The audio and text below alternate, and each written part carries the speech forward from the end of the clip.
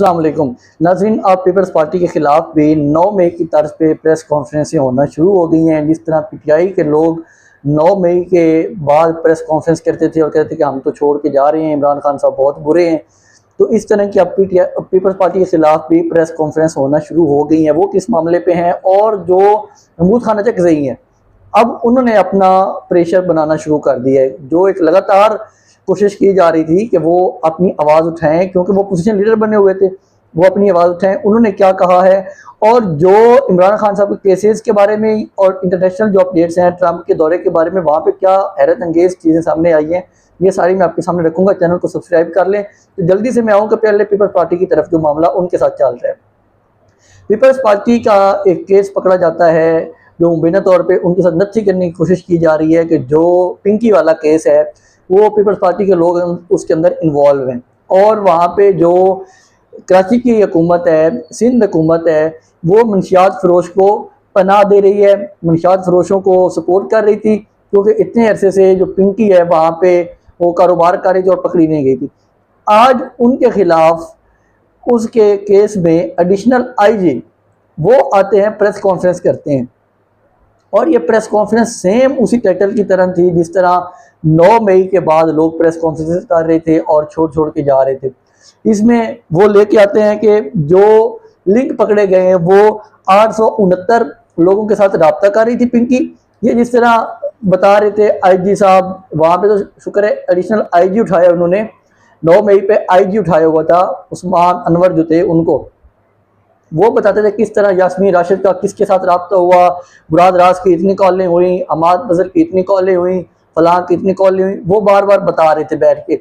अब यहाँ पे पिंकी के साथ में वही वाला काम किया जा रहा है और बता रहे हैं कि 869 कॉलें इसकी फलां के साथ हुई, इनको हमने ट्रेस कर लिया है। अभी उनका नंबर नहीं, नाम नहीं बता रहे, वो सिर्फ एक डरा रहे हैं, प्रेशर बना रहे हैं कि हाँ हम बता देंगे कि कौन कौन से लोग हैं। 869 में से 639 लोगों का वो कह रहे हैं कि हमने ट्रेस कर लिया है कि वो कौन कौन लोग हैं जिनके साथ ये राब्ते में थी और उनको ये स्मगल कर रही थी कोकीन। ये सेम 9 मई वाला पैटर्न है। अब पीपल्स पार्टी के लिए मुश्किल यहाँ पे ये है कि वो 88वीं तरमीम पे साइन करें तो फंसते हैं, क्योंकि जो सूबे के वसाइल हैं वो कम होते हैं, इनकी करप्शन कम होती है और वो करप्शन करेगा वफाक बैठ के। अगर साइन नहीं करते तो फिर फंसते हैं, फिर इनके गुजरा जो हैं जो वहाँ पे करप्शन कर रहे हैं बैठ के, नैब एक्टिव हो चुकी है, वो जाएंगे जेलों में। जिसमें एक ये भी इशारा है पिंकी वाला केस भी कि अगर ना साइन किए तो पिंकी जिनके अंडर आ रही है कोकीन या मुंशियात वाले जो इदारे हैं, वो फिर उन वज़रा को पकड़ेंगे कि आपके अंडर ये लोग काम कर रहे थे, मुंशियात को आप सपोर्ट कर रहे थे, पिंकी वाला इतना बड़ा केस था, आप उनको मुंशियात की जो ऊपर से हिफाजत है वो आप लोग कर रहे थे। इस तरह के ये लोग ये वाला काम करेंगे अगर ये साइन नहीं होते। जैसे साइन होंगे ये उसके बाद इनकी मुश्किलात बढ़ेंगी, लेकिन ज़हरी तौर पे ख़त्म हो जाएंगी कि ठीक है जी ये वाला पिंकी वाला केस भी ठप हो जाएगा और बाकी मामलात भी ठप हो जाएंगे। ये यहाँ पे 9 मई का पैटर्न यूज़ हो चुका है। महमूद खान अचकज़ई जो इसी पीपल्स पार्टी को भी बता रहे थे कि आपका हाथ किस तरह मरोड़ा जा रहा है और बताया जा रहा है कि हाँ भी अब हम आपके साथ क्या करने वाले हैं। सुहेल अफरीदी ने कहा था जब मंगल वाले दिन एहतजाज कर रहे थे, उन्होंने कहा था कि हमें गारंटी दी गई है कि हम अगले मंगल तक इमरान खान साहब को शिफ्ट कर देंगे किसी हॉस्पिटल में। वहाँ पे कोई अभी तक पेशरफ्त नहीं हुई। इमरान खान साहब की आंख उसी तरह की डैमेज है, उनकी आंख की कोई बहाली नहीं हुई। लेकिन एक और चीज़ होती है यहाँ पे कि जो महमूद खान अचकज़ई हैं, अब उन्होंने अपना प्रेशर बनाना शुरू कर दिया है। वो ये कह रहे हैं कि हम 3 दिन का टाइम देते हैं इस हुकूमत को, सोमवार के बाद अगर ये असम्बली ना चली, यहाँ पे कोई गड़बड़ हुई तो हम जिम्मेदार नहीं होंगे। और दूसरी वो कह रहे थे कि हमें बताया जाए कि हुकूमत इमरान खान से जो मुलाकात है वो कब करवाएगी, क्यों हमारी मुलाकात नहीं करवाई जा रही, इमरान खान से मुलाकात कब करवाएगी। और दूसरी बात वो कह रहे थे कि हुकूमत ये भी बताए कि इमरान खान की मर्ज़ी से, कि जो इमरान खान साहब चाहते हैं कि कहाँ पे उनका इलाज हो, और फैमिली की मर्ज़ी से, जो फैमिली बार बार कहती है कि शिफा हॉस्पिटल में उनका इलाज हो, तो फैमिली की मर्ज़ी से और इमरान खान की मर्ज़ी से इलाज आप लोगों ने करवाना है या नहीं करवाना। अल्टीमेटम दिया है महमूद खान अचकज़ई ने 3 दिन का। स्वात का अल्टीमेटम है, देखते हैं उसके बाद महमूद खान चकज़ई क्या करते हैं, क्योंकि वो काफ़ी ज़्यादा एक्टिव हुए हैं पिछले कुछ दिनों में। मौलाना फजल रहमान से उनकी मुलाकातें हुई हैं, उसके बाद बार बार वो ये चीज़ कह रहे हैं कि हम एक एहतियात से लेके चलेंगे, अगर एहतजाज की तरफ भी जाना हुआ तो हम बड़े एहतियात से जाएंगे, क्योंकि ये लोग तो मारते हैं लोगों को गोलियां सीधी। तो इस वजह से वो कह रहे थे कि हम किसी के बच्चों को यहाँ पे मरवाने के लिए तो नहीं आएंगे ना। तो वो इस वजह से कह रहे हैं कि अगर हम एहतजाज के लिए निकले तो हालात बिल्कुल बहुत सख्त हैं, अवाम इनसे इतनी नफरत अब कर रही है, गुस्सा अलग होता है, नफरत अलग होती है।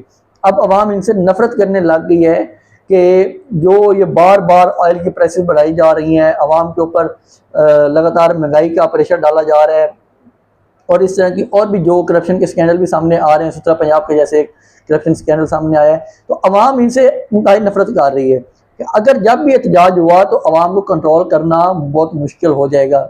ये लीडरशिप इसीलिए एहतजाज से पीछे जा रही है। वो कहते हैं कि हम अपने ऊपर कोई नया बर्डन लेके ना बैठ जाएं, बहुत ही फैसला कौन एहतजाज होने की तरफ काम जाएगा, क्योंकि अगर तो इमरान खान साहब की रिहाई होनी हुई तो इस एहतजाज के बाद हो जाएगी। लोग बार बार कहते हैं एहतजाज क्यों नहीं करते, मैं वो वजह बता रहा हूँ। अगर रिहाई होनी हुई तो हो जाएगी, अगर ना हुई तो उसके बाद ये सिस्टम इमरान खान को बिल्कुल भी नहीं छोड़ेगा, मतलब कि जिंदा भी शायद ना छोड़े ये सिस्टम, क्योंकि वो देख चुके होंगे कि जो 26 नवंबर के बाद भी एहतजाज हुआ तो उसको भी उन्होंने टैकल कर लिया होगा, तो फिर इमरान खान की रिहाई बहुत मुश्किल हो जाएगी। इसलिए अब जो कदम उठाना पड़ेगा पीटीआई को, अल्लामा राजा नासिर अब्बास को, महमूद खान चकज़ई को, इन सब लोगों को, वो बहुत पावरफुल एहतजाज होना चाहिए और पावरफुल कदम होना चाहिए। इसके बाद जो इमरान खान साहब के केस लगा हुआ था अलकादिर वाला, अलकादिर केस में आमिर खान साहब तो ये कहते हैं कि इस जज के सामने आप पेश ही नहीं होना चाहिए, क्योंकि जज का माइंड को डिस्क्लोज हो चुका है, माइंड सामने आ चुके कि वो क्या करना चाह रहे हैं। वो बार बार कहता है कि आप उनके ऊपर दलाल दें, मरकज़ी अपीलों के ऊपर दलाल दें। आज जो उनका फैसला दिया जस्टिस लोगर ने, वो फरमा रहे हैं जस्टिस लोगर कि इन्होंने खुद ही मरकज़ी अपील फाइल की थी और अब उसके ऊपर दलाल नहीं दे रहे। जस्टिस लोगर साहब, अवाम पागल है, अवाम आपको देख रही है जो आप यहाँ पे करने के लिए बैठे हुए हैं। आप एक चीज़ बताएं कि उन्होंने सजा मुअत्तली का केस फाइल किया, मरकज़ी अपील आपने 1.5 साल नहीं लगाई, और जब नैब का कानून चेंज होता है उसके बाद आप आके मरकज़ी अपील लगा देते हैं। जब वो वकील कहता है कि सजा मुअत्तली का केस हमारा सुने, उस पर आप कहते हैं नहीं मैं ये नहीं सुन रहा। ये जो होती है केसों की प्लानिंग, ये वकील की और क्लाइंट की मशावरत से होती है कि अब क्या सिचुएशन है। अब सिचुएशन सबके सामने है कि आप क्या करना चाह रहे हैं। वो अवाम बार बार ये चीज़ कह रही है, सोशल मीडिया पे सारी बातें चल रही हैं कि आप क्या करना चाह रहे हैं, और जो वकील है वो उस हिसाब से अपनी प्लानिंग करेगा कि आपकी वो प्लानिंग कामयाब ना हो। लेकिन अब जब आपने देखा कि मेरी प्लानिंग कामयाब नहीं हो रही, तो आप डंडे के जोर पे अब आप ये वाला काम करने की तरफ चल पड़े कि मरकज़ से अपीलें सुने। 20 मई बहुत इंपॉर्टेंट होगा इमरान खान साहब के केस के हवाले से, क्योंकि उसमें सब पता चल जाएगा जो आगे की डायरेक्शन होगी कि सलमान सफदर साहब वहाँ पे क्या हिकमत अमली इख्तियार करते हैं और ये सिस्टम क्या हिकमत अमली इख्तियार करता है। क्योंकि आज फिर वो कह रहे हैं कि जो सजा मुअत्तली का केस है वो भी इमरान खान साहब की मर्जी से, लेकिन जो मरकज़ी अपील है वो इमरान खान साहब की मर्जी से फ़ैल हुई थी, लिहाजा हम मरकज़ी अपील पर दलाल सुन रहे हैं। इमरान खान साहब की मर्जी से जब फ़ैल हुई थी तब आपने ये केस सुना है, 1.5 साल आपने केस को पेंडिंग रखा, और अब आप आके ये केस सुनने जा रहे हैं और अंदर बड़ा आप हाजी साहब बन रहे हैं कि देखें जी मैं तो बहुत अच्छे ही इनको मशवरे दे रहा हूँ।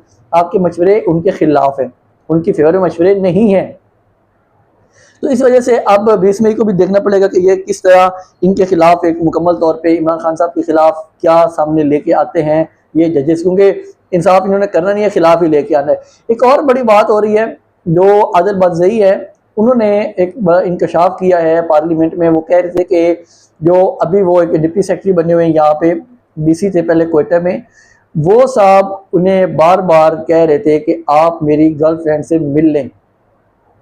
अब गर्लफ्रेंड को मिलवाया जा रहा है आदिल बदज़ई से कि आप मेरी गर्लफ्रेंड को मिल लें, वो आपका इंटरव्यू करना चाहती हैं और वो आपसे मज़ीद भी आपको क्वेश्चन भी भिजवा देंगी, आप उनको मिल लें ताकि आप मतलब कि जो कुछ भी है वो सबको पता है कि ये लोग क्यों मिलवाना चाह रहे होते हैं। जैसे ये मिलेंगे उसके बाद फिर नए स्कैंडल खड़े होंगे, वहाँ पे वो क्या क्या हरकतें होती हैं वो सबको पता है। इमरान रियाज खान भी इस हवाले से बता चुके हैं कि उनको क्या ऑफ़र करवाई गई थी जब वो जेल में कैद में थे, कि वो जो एक गलीज़ तरीन ऑफ़र होती हैं इन लोगों की तरफ से, तो मैं वो बताता नहीं हूँ।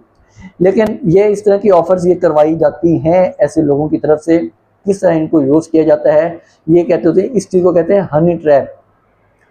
ये इनका बहुत गलत तरीन वतीरा है। ट्रंप दौरे पे था चीन के। अब चीन के दौरे से बहुत सी चीज़ें हैं, वो मैं कुछ आपके साथ शेयर करता हूँ, बाकी मज़ीद नेक्स्ट व्लॉग मुकम्मल उसके ऊपर करूँगा। कि ट्रंप ने कहा है कि जो चाइना है वो अब नए हरमज़ को खुला रखना चाहता है। वो चाहता है कि जितना मुमकिन हो सका मैं आपकी हेल्प आउट करूँगा अब नए हरमज़ को खुलवाने में या अब नए हरमज़ को खुला रखने में। अब यहाँ पे बात ये है कि जैसे ही ट्रंप पहुंचता है चाइना में, ईरान चाइना के 20 जहाज़ रिलीज़ कर देते हैं, आने देते हैं चाइना के जहाज़ वहाँ पे रुकते ही नहीं। जब चाइना को ये पता चला कि हमारे लिए रास्ता खुला हुआ है, वो कैसे कहेंगे कि हाँ भाई हम यहाँ पे जंग जाके लड़ लें और जंग के जरिए रास्ता खुलवा लें अपने हरमज़ का, वो कभी भी नहीं चाहेगा। और ट्रंप के साथ तो वो कभी भी इस सिचुएशन में नहीं जाएगा कि वो ट्रंप के साथ मिल के जंग लड़े। अब ताइवान के ऊपर जो ट्रंप कह रहा था कि ताइवान के ऊपर भी शायद एक जंग लड़ी जा सकती है। ताइवान की हिस्ट्री में आपको बाद में बताऊंगा कि ये मुकम्मल तौर पर असल क्लैश क्या है इन दोनों ममालिक के दरमियान, अमेरिका और चाइना के दरमियान ताइवान को लेके। ताइवान का चाइना ने कहा है कि आप इसके बारे में हमारे साथ कोई बात न करें। ट्रंप कह रहा था कि हमारी उनके साथ बहुत लंबी डिस्कशन हुई है ताइवान को लेके, लेकिन ताइवान वाला मामला जो है उसके ऊपर मुझे लग रहा है कि जंग होगी, क्योंकि जंग अब देखें कब होती है, इस ट्रंप के दौर में होती है या कहीं और होती है। ट्रंप का जो कहना है कि जो ताइवान का इशू है ये बहुत सीरियस इशू है इन दोनों ममालिक के लिए। अगर इन दोनों ममालिक की जंग हुई तो ये बहुत ज़्यादा ख़तरनाक सिचुएशन होगी, ख़ुसूसन पाकिस्तान के लिए और पूरी दुनिया के लिए तो होनी ही होनी है। तो इस चीज़ को भी वो एक बावर करवा रहा था कि इसके ऊपर क्या होना है।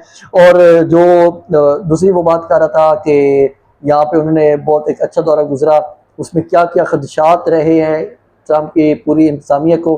तो ये मज़ीद मैं आपके साथ नेक्स्ट ब्लॉग में शेयर करूँगा। इसके साथ मुझे इजाज़त दें। अल्लाह हाफ़िज़।